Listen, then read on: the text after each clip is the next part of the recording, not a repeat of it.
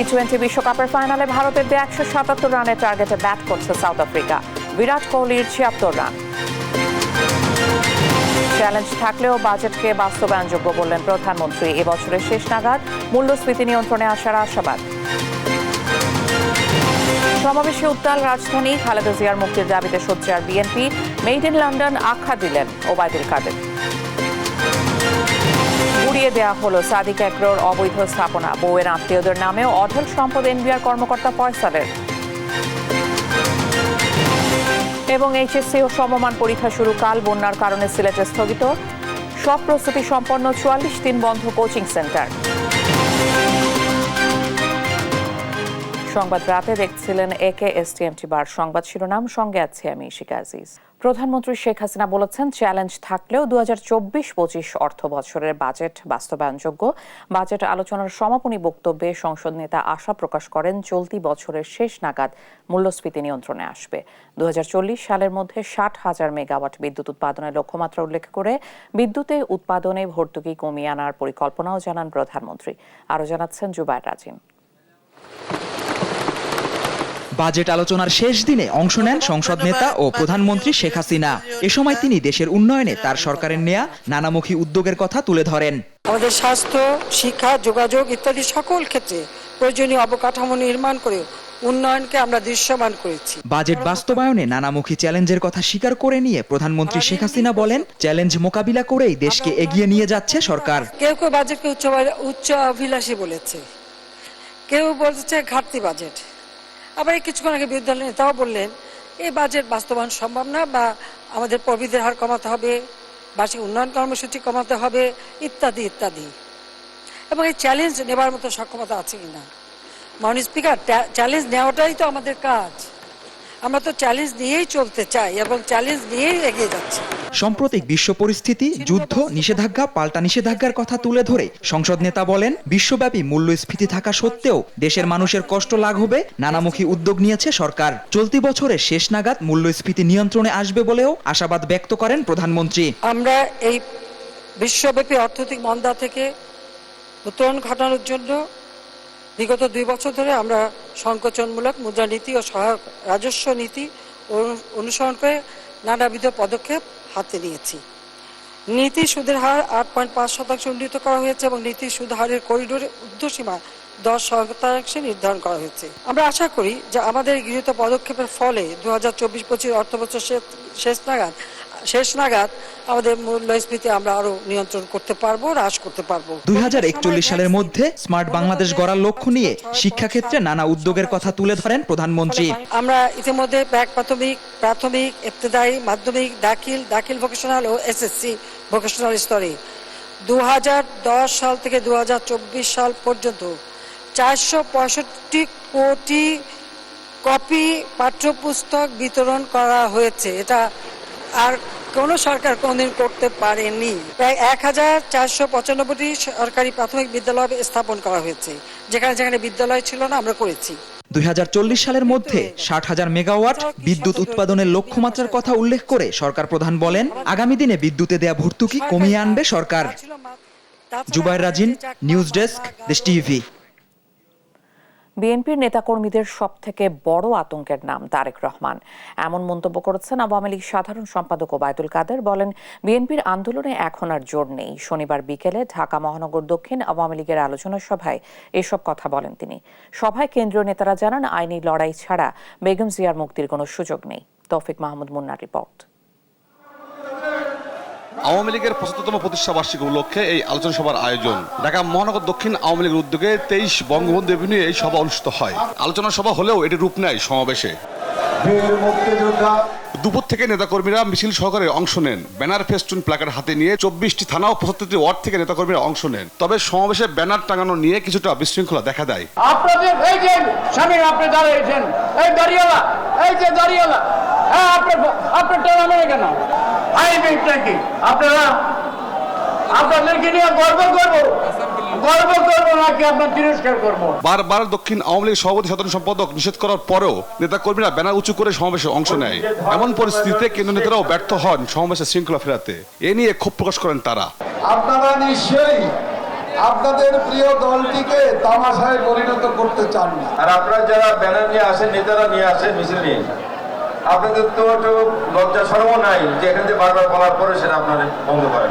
মহানগর নেতারা ছাড়াও কথা বলেন কেন্দ্রীয় নেতারা। দুর্নীতির বিরুদ্ধে সরকার জিরো টলারেন্স উল্লেখ করে নেতারা বলেন আইনি লড়াই ছাড়া বেগম জিয়ার মুক্তি কোনো সুযোগ নেই। যারা আমেরিকায় এমনকি মালয়েশিয়ায় টাকা পাচার করে, জালিয়াতি করে, দুর্নীতি করে সম্পদের পাহাড় করেছেন, সেই দুর্নীতিবাজদেরকেও গ্রেফতার করতে হবে, বাংলাদেশে ফিরিয়ে আনতে হবে। তবেই দুর্নীতির বিরুদ্ধে আমাদের সংগ্রাম আরো বেগবান হবে।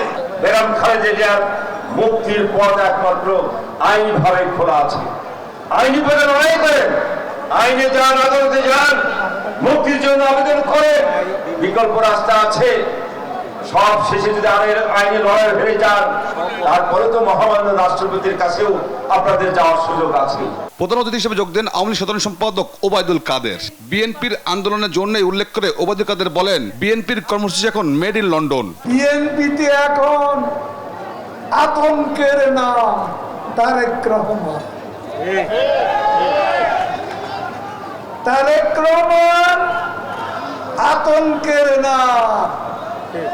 মধ্যরাতে টেমস নদীর পাড় থেকে ফরমান আসে, দুর্নীতি করলে কাউকে ছাড়া হবে না জানিয়ে আওয়ামী লীগ সাধারণ সম্পাদক বলেন আগস্টের পরই জেলা পর্যায়ে সমাবেশে বক্তব্য রাখবেন দলীয় প্রধান শেখ হাসিনা।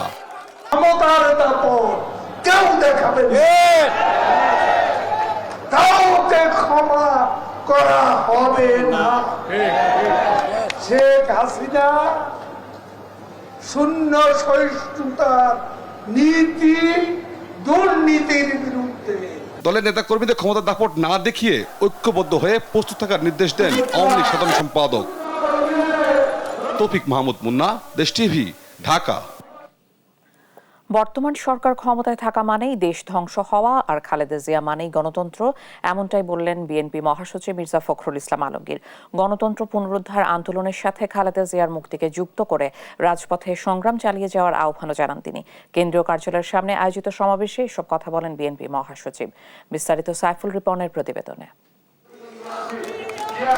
বিএনপি চেয়ারপারসন খালেদা জিয়ার নিঃশর্ত মুক্তির দাবিতে 3 দিনের কর্মসূচির প্রথম দিনে নয়াপল্টনে দলের কেন্দ্রীয় কার্যালয়ের সামনে সমাবেশ করে বিএনপি। এতে অংশ নিয়ে নেতারা বলেন জিয়া পরিবার বাঁচলে দেশ বাঁচবে, তাই খালেদা জিয়াকে মুক্তি না দিলে আসবে আরো কঠোর কর্মসূচি। সরকার যদি অতি সত্বর তাকে মুক্তি দিয়ে বিদেশি চিকিৎসার ব্যবস্থা না করে কঠিন থেকে কঠিনতর আন্দোলনে এদেশের জনগণ ঝাঁপিয়ে পড়বে। জিয়া পরিবার বাঁচলে বাংলাদেশ বাঁচবে, বাংলাদেশের জনগণ বাঁচবে। যারা বাংলাদেশের বিপক্ষে, আমরা তাদের বিপক্ষে। সমস্ত বহনার স্রোতকে এক জায়গায় মিলিয়ে এই স্রোত প্রবাহিত করে গণভবনে গিয়ে ধাক্কা দেয়, যাতে তাদের রক্তপাত ভেসে প্লাবনে চলে যায়। স্থায়ী কমিটির সদস্যরা বলেন খালেদা জিয়ার সুস্থতা শুধু তার নিজের জন্য নয়, দেশের মানুষের জন্যও প্রয়োজন। দেশে এখন অন্যায় ন্যায়ে পরিণত হয়েছে, তাই প্রতিরোধ গড়ে তোলা সবার কর্তব্য। যেখানে অন্যায় আইনে পরিণত হয় সেখানে প্রতিরোধ অনিবার্য। প্রতিরোধের মাধ্যমে দেশনেত্রী বেগম খালেদা জিয়াকে মুক্ত করতে হবে।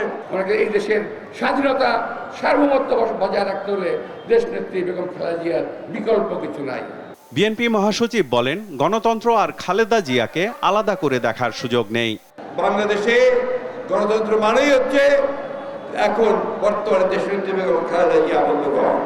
আমরা খুব পরিষ্কার করে বলতে চাই, দেশনেত্রীকে মুক্ত করুন, অন্যথায় আপনাদেরকে যে কোনো পরিণতির জন্য তৈরি থাকতে হবে বন্ধুগণ। অন্যান্য রাজনৈতিক দলগুলোর কাছে আমি আহ্বান জানাতে চাই যে আসুন, আজকে আমরা যেমন গণতান্ত্রিক অধিকারের জন্য সংগ্রাম করেছি, লড়াই করছি, যুগপৎ আন্দোলন করছি, আজকে দেশনেত্রীর মুক্তির আন্দোলনকে সেই একইভাবে একীভূত করে আমরা সবাই ঐক্যবদ্ধ হয়ে সোচ্চার আওয়াজ তুলি।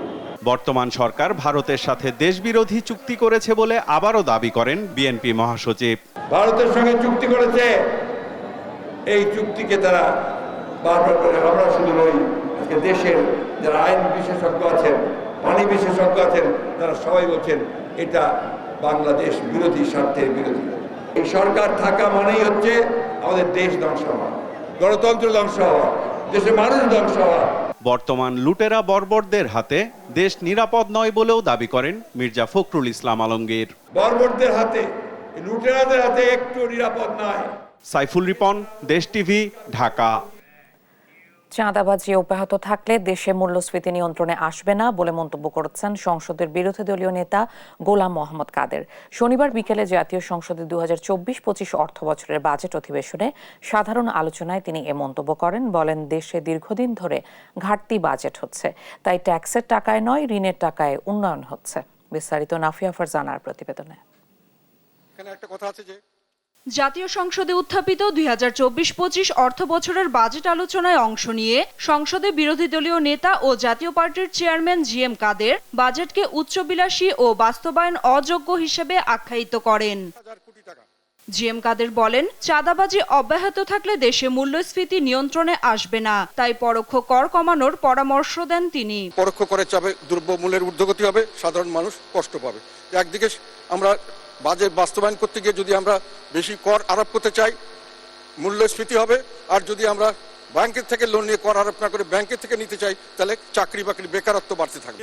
কালো টাকা সাদা করার সুযোগকে সমালোচনা করে জিএম কাদের বলেন, অর্থমন্ত্রী বলেছেন অনেকে ট্যাক্স দেওয়ার সময় ভুলের সঠিক হিসাব না দেয়ায় সাদা টাকা কালো হয়ে যায়। এ তথ্য সঠিক নয়। যারা কালো টাকা বানাচ্ছে তারা ইচ্ছে করে কালো টাকার পাহাড় বানাচ্ছেন। কালো টাকা সাদা করার সুযোগ বন্ধের দাবিও জানান তিনি।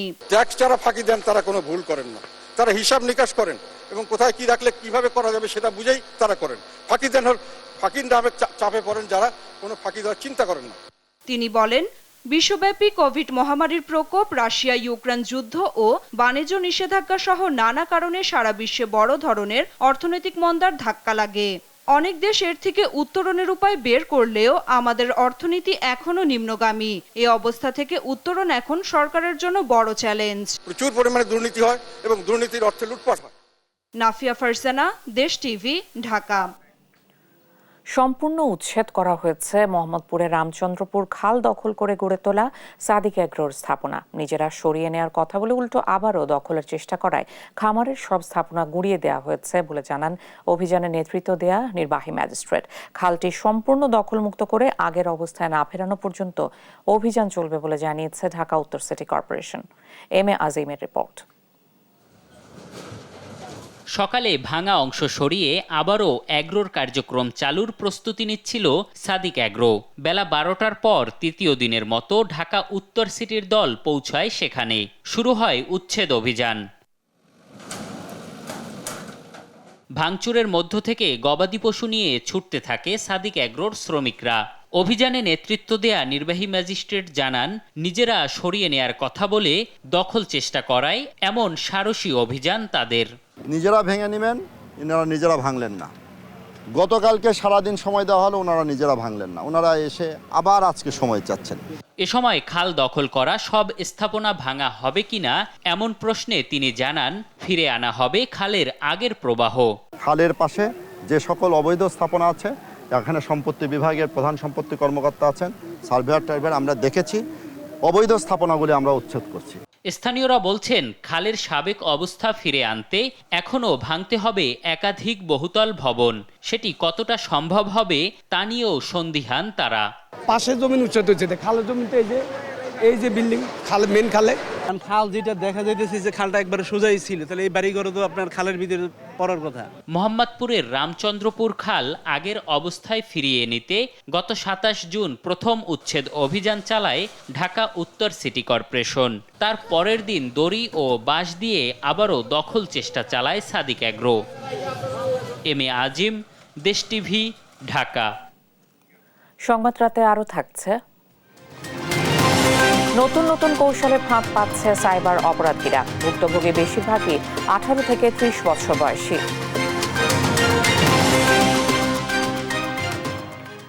শুধু মতিউর রহমান নয়, এনবিআরের আরেক কর্মকর্তা কাজী আবু মাহমুদ ফয়সালের সম্পদের তথ্য বের হয়ে আসছে একের পর এক।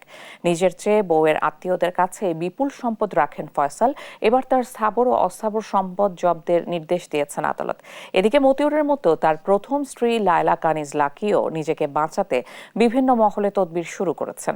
বিস্তারিত শাহাদাত নিশাদের রিপোর্টে। রাজধানীর সিদ্ধেশ্বরী সড়কের ভিকারুননিসা নূন স্কুল অ্যান্ড কলেজের ঠিক উল্টো পাশে রূপায়ণ স্বপ্ননীলয় ভবন। এখানে 85 কাঠার উপর নির্মিত 4টি ভবনের একটি 4 নং ভবনে গেল বছর সুবিশাল ফ্ল্যাট কেনেন রাজস্ব বোর্ডের প্রথম সচিব কাজী আবু মাহমুদ ফয়সাল। 3000 বর্গফুটের ফ্ল্যাটটির বর্তমান বাজার মূল্য প্রায় 6 কোটি টাকা।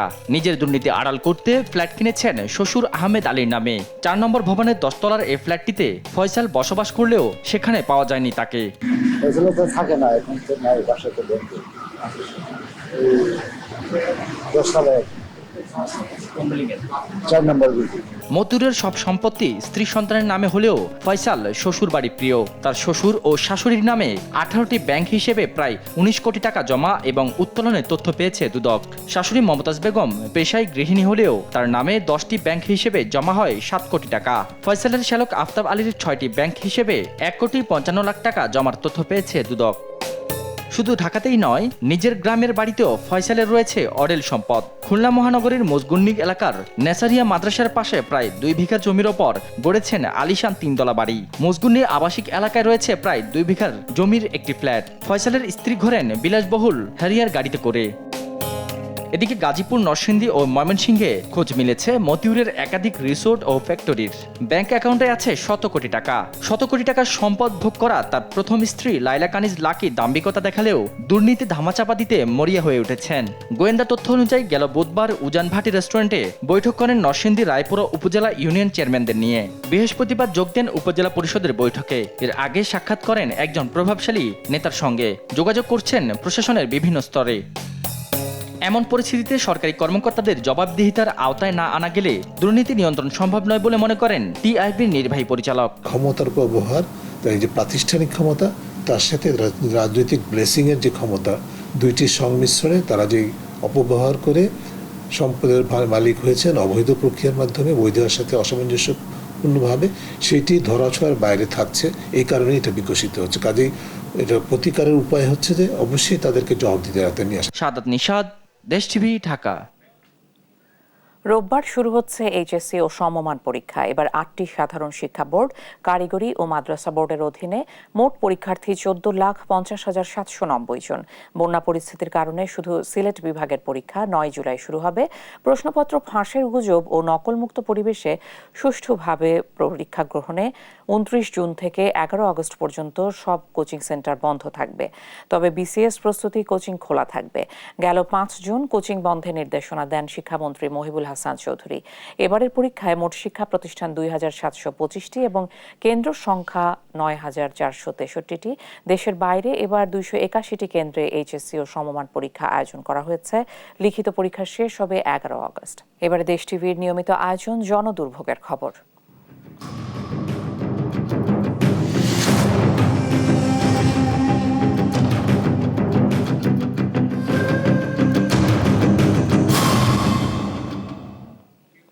গ্যাস সংকট এবং মশা মাছির উপদ্রবে অতিষ্ঠ রাজধানীর উত্তর সিটি কর্পোরেশনের 9 নম্বর ওয়ার্ডের বাসিন্দারা। খাল দখলের কারণে ময়লা জমে বন্ধ পানি প্রবাহ।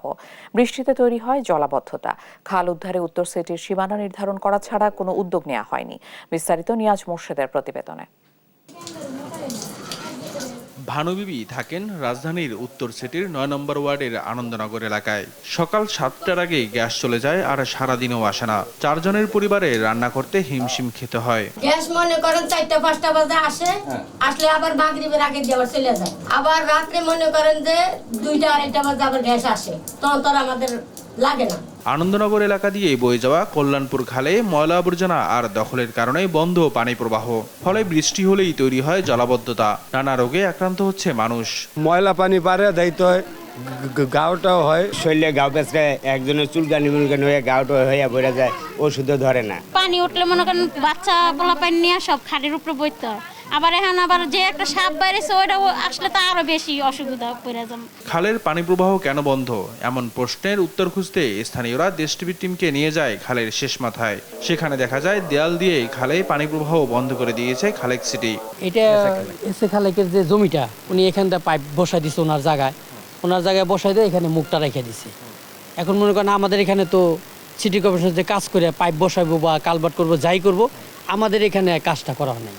বর্ষার সিজনে পানি আইতো, আবার সিরদিনে পানি যাইতো গিয়া ধান হইতো, এই খেতে এর মধ্যে ধান হইতো, ধান লাগাইতো। এলাকাবাসীর অভিযোগ, খালের সীমানা চিহ্নিত করলেও দখলমুক্ত করতে কোনো পদক্ষেপ নেয়নি ঢাকা উত্তর সিটি কর্পোরেশন।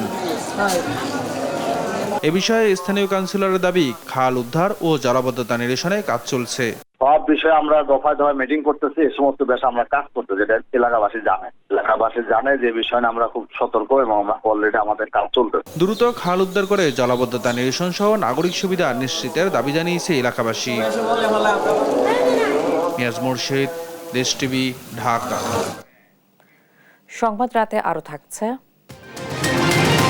সড়কে আবারও মৃত্যুর মিছিল, বিভিন্ন জেলায় একদিনে 7 জনের মৃত্যু, আহত কমপক্ষে 25 জন।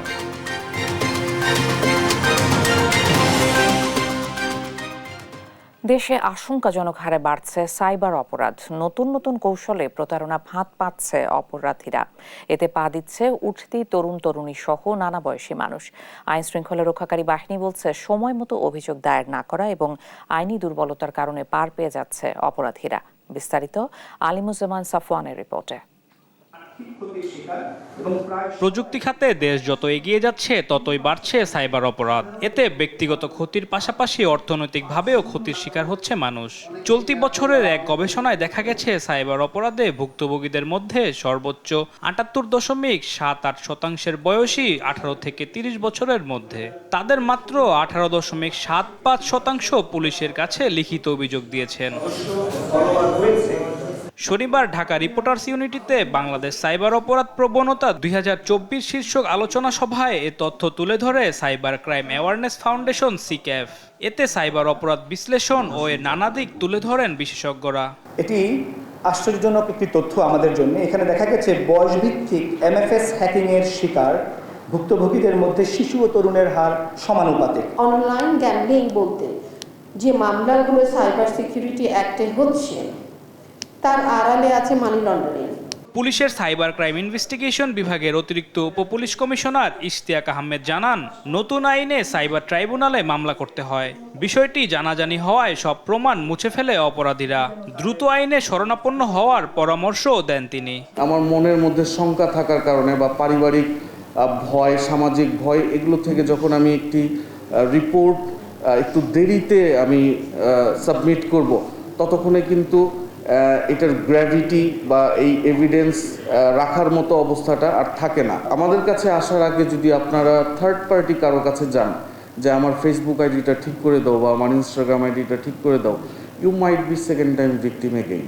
আর বিটিআরসি মহাপরিচালক বলেন, অপরাধ নিয়ন্ত্রণে টেলিকম আইনে সংশোধনের কাজ চলছে। বিটিআরসির আইনে যারা গ্রেফতার হয় তাদের এটা হচ্ছে গিয়ে জামিনযোগ্য অপরাধ।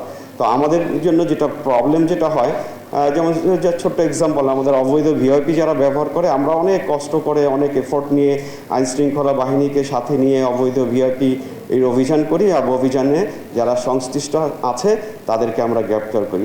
But next fine morning we find that দুই গ্রেফতারকারী ব্যক্তি উনি বাইরে ঘুরে বেড়াচ্ছে।